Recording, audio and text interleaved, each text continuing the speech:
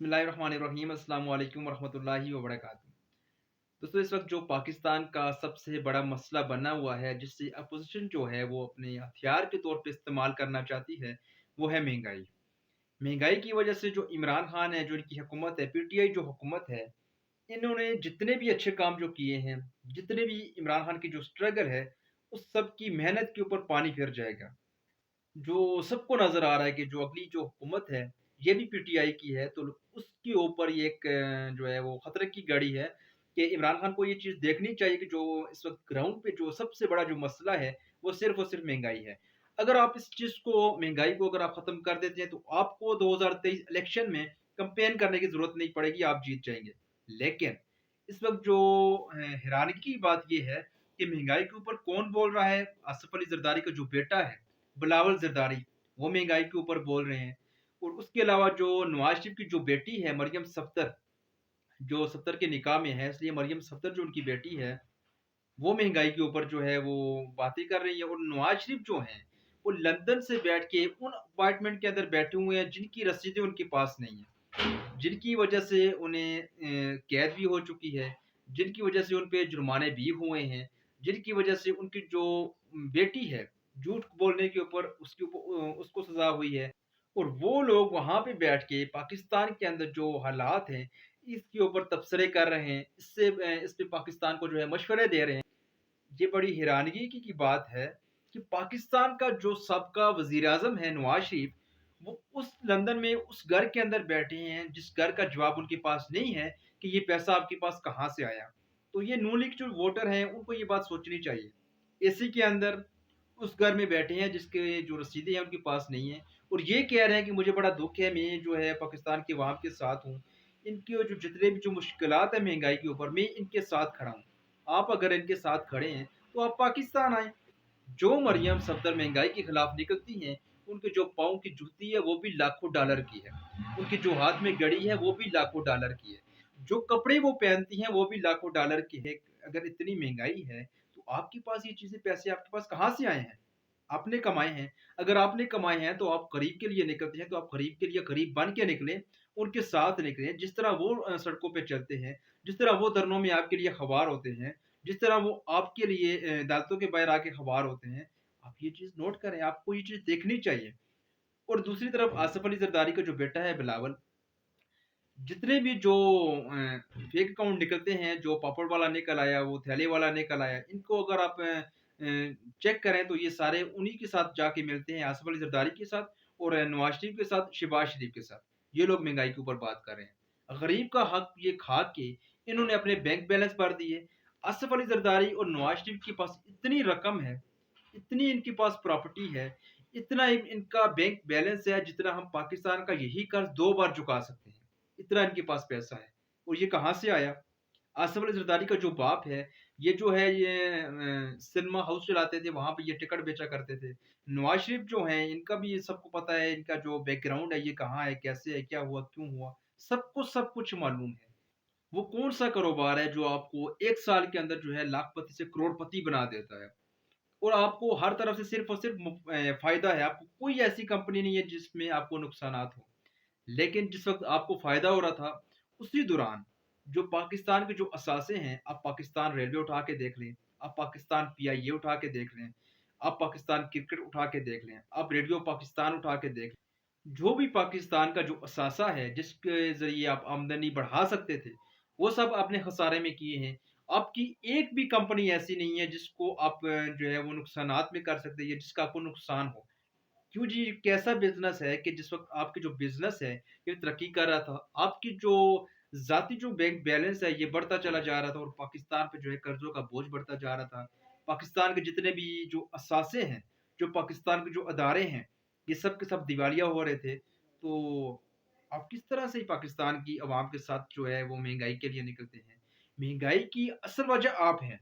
आपने पाकिस्तान का पैसा लूटा, लूटा तो लूटा, फिर उसको यहाँ से उठा के आप लंदन ले गए।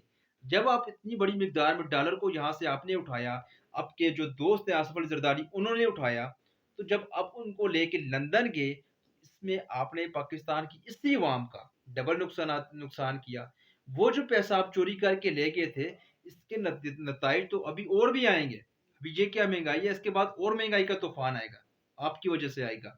आपने बिजली के इतने महँगे मंसूबे लगाए, जो बिजली का जो यूनिट है, आपने ₹21 में बनाई है, इमरान खान ने वो ₹6 में बना दी है। तो आपको उस लिहाज से उस वक़्त वो ₹6 की जो यूनिट अभी इमरान खान आपको ₹3 की बनानी चाहिए थी, लेकिन आपने बनाई है ₹21 की। ये सारा जो पैसा है, ये किसकी जेब में जाएगा? और आसिफ ज़रदारी की भी आप ज़िंदगी आप देख लें। ये तो डाकू था। ये कहाँ से सियासत में आया, कैसे सियासत में आया, ये करोड़पति कैसे बन गया ये अरबपति? ये चीज़ें आपको देखनी चाहिए। दूसरा आपको ये देखना चाहिए कि जो फजल रहमान साहिब हैं, जिनके पीछे आप इस्लाम के नाम के साथ निकलते हैं, ठीक है? इस्लाम के लिए आपके जज़्बात हैं, आप निकलते हैं। लेकिन आपको ये चीज़ देखनी चाहिए कि पिछले 40 साल के अंदर जो भी हुकूमत में आता था, चाहे आसिफ अली ज़रदारी हों, चाहे नवाज़ शरीफ हों, फजल रहमान उनका हिस्सा होते थे, 40 साल से। और पिछले पिछले 15 साल से कश्मीर कमेटी के चेयरमैन रह चुके थे। इनके पास जितना पैसा है, इनकी क्या ज़राए आमदन है? कोई इनका कारोबार, कोई बिज़नेस आपने देखा हो, आपको मालूम हो या इनको इनका कोई ख़ानदानी जो कोई काम इनका हो, कुछ भी नहीं है इनके पास। लेकिन इतना पैसा आया कहाँ से? तो ये चीज़ें आपको देखनी चाहिए। आपके साथ जो महँगाई के लिए निकल रहे हैं, असल में महँगाई की वजह यही है। महँगाई जो है 3 सालों में नहीं आई। डॉलर जो है वो जब ₹60 का था, फिर 100 पे गया, 100 से 124 पे गया, 124 पे अभी 170-75 पे चला गया है, लेकिन ये एकदम से नहीं गया। पिछले 30-40 साल से ये ऊपर जा रहा था। और महँगाई का जो आपको जो सब्सिडी मिल रही थी, जिसमें आप ये कहते हैं कि हमें सब्सिडी मिली गई, जो चीज़ ₹1 की थी, आपको 1 अठानी की देगी, जो चीज़ ₹2 की थी, आपको ₹1 की दी। उससे ऊपर वाला ₹1 था, वो नवाज़ शरीफ ने अपने जेब में डाला, आसिफ अली ज़रदारी ने अपने जेब में डाला और अब वही ₹1 आपको इज़ाफ़ी देना पड़ रहा है, तो फिर आपको तकलीफ़ हो रही है, फिर आपको महँगाई नज़र आ रही है। महँगाई तो आएगी फिर। देखिए, महँगाई एकदम से नहीं आती। जब पाकिस्तान का जो कर्ज़ था वो 6000 अरब कर्ज़ था पाकिस्तान का, तो आसिफ अली ज़रदारी हुकूमत में आए, नवाज़ शरीफ हुकूमत में आए, तो उस वक़्त पाकिस्तान का जो कर्ज़ के ऊपर जो सूद था, वो पाकिस्तान के टोटल कर्ज़ का 5% भी नहीं बनता था। तो उस वक़्त आप ये असासे बना सकते थे, आप ऑयल निकाल सकते थे, आप गैस निकाल सकते थे। जिस तरह से अरबों ने तेल निकाला और वो दुनिया की बड़ी मईशत बन गए, इस तरह से आप तेल निकाल सकते थे। पाकिस्तान के अंदर बहुत बड़ी मिकदार में है तेल। गैस है बड़ी मिकदार में है, सोना चांदी है, कीमती पत्थर है, कोयला है, क्या नहीं है पाकिस्तान के पास।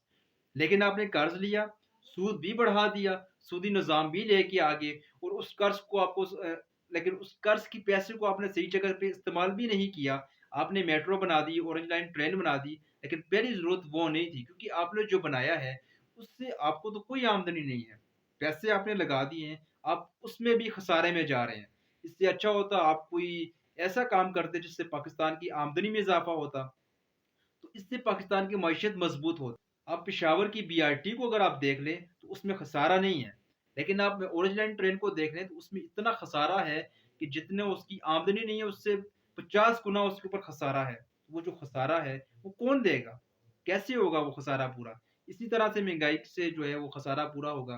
कहने का टोटल मकसद ये है कि अगर आप ये सोच रहे हैं कि इमरान खान जो है वो नाअहल हो चुके हैं, इमरान खान महँगाई को काबू नहीं कर रहे, तो आप ये सोच रहे हैं कि नवाज़ शरीफ या आसिफ अली ज़रदारी इसको आके ठीक करेंगे, तो फिर भी आप गलत हैं। आप बेवकूफ़ हैं फिर। और दूसरी बात ये है कि मरियम सफ़दर जो वज़ीर-ए-आज़म बनने के ख्वाब देख रही हैं, बिलावल भुट्टो जो हैं, नहीं सॉरी बिलावल ज़रदारी जो हैं, वज़ीर-ए-आज़म बनने के ख्वाब देख रहे हैं, कि आप थोड़ा-सा इनका बैकग्राउंड देखें, इनकी अपनी काबिलियत क्या है।